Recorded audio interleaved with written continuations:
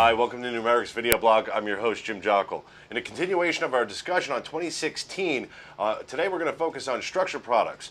Joining me today is Tim Mortimer, Managing Director of FEC, and Keith Stracula, the Chairman of the Structured Product Association. Good afternoon, gentlemen. Good to be back here with you, Jim. Good afternoon, Tim. Hi, good afternoon. How are you? All right, so Tim, let me turn to you first. Let's talk about 2015, right? So clearly, we've had a lot of perspective in terms of the stock market, in terms of performance. So, of the recent vintage of 2015 structured products, how are things performing? Okay, so there's been quite a bit of market volatility over this year. Both the S&P and the FTSE 100 and the Euro Stocks Index broadly flat over the year, with quite a bit of volatility in the summer. For products which are perhaps 2 or 3 years in length, the picture over that longer period has been pretty much upward. So most products should return something in line with the underlying. And certainly no buffers or barriers have been in danger as far as we can see. So even capital at risk products would return a healthy return. So that raises a very interesting question, where volatility is seemingly to become the new norm. From your perspective, what should product design and structurers be thinking about going into 2016 to handle this new volatility in the marketplace? I guess it's a matter of putting the right protection in for capital risk products, buffers and barriers at suitable levels, or at least for the retail products, making investors aware of the likelihood of full capital protection and actually doing its job. And of course, there's a big difference between what's a suitable barrier level, 50-60% for an index, compared to what is necessary for a more volatile stock in order to avoid losses. So Keith, let me turn to you for a moment here. In light of volatility and obviously challenges within product design, from your perspective, what should individuals be thinking about, and what is your outlook for the coming year? I agree with Tim. Actually, I think that the buffered enhanced structures are the way to go. We've seen quite a bull market over the last several years, last 5 years or so. There are some indications with the volatility that the market's maybe going sideways again this time next year. So a product that gives you 2 times upside up to a cap, if the S&P is up 5% next year, that instrument will give you a 10% return. That's pretty attractive, I think, in a sideways market.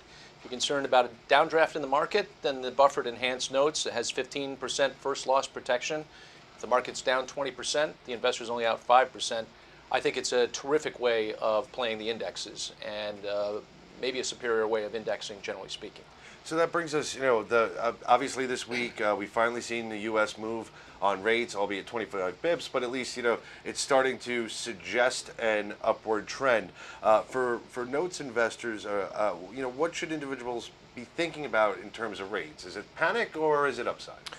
Well, I think we're not going to see another ratcheting up of the rates anytime soon. I think this was something that the market was anticipating, something that was long overdue.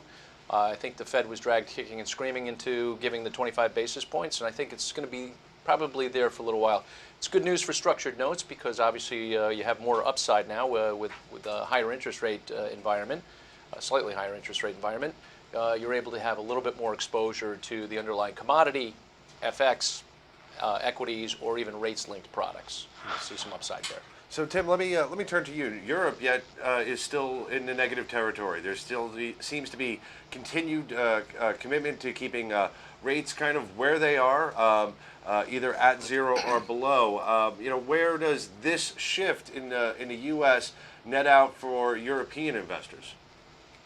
Right. Well, the problems in the Eurozone are very particular to that region and caused basically by the way that the euro problems have panned out the last few years with the sovereign debt and other issues. In the UK, sterling actually has similar interest rate levels to the US now over 5 years. With general sort of global correlation on everything, it will probably encourage European rates to go up rather than down, but not necessarily immediately and certainly not by very much. So I don't see it having a big impact. So one other area I want to address, and thank you, Tim, and I'll start with you, is let's continue our trek around the globe. Let's look to Asia. a lot of volatility in the currency markets. We've seen the devaluation of the won, and then now the IMF has come out saying next year that the won will be recognized as a standard currency. Can we start to anticipate the won as underlyings, and what impact, if any, will it have with other issuers in the regions? Right, that's an interesting question. Yes, so as an underlying, it certainly, I guess, will attract some interest.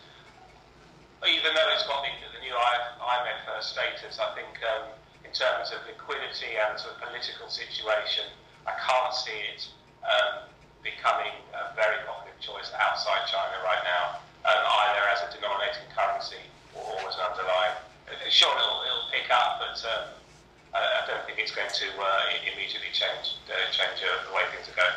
Thank you, Tim. So now, Keith, let me turn back to you here.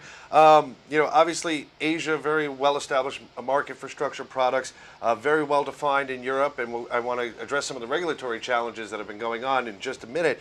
But I believe issuance has continued to grow in the U.S. I mean, are we still at that boon for products in the U.S.? We're not quite over the threshold where structured investments have had their breakthrough moment.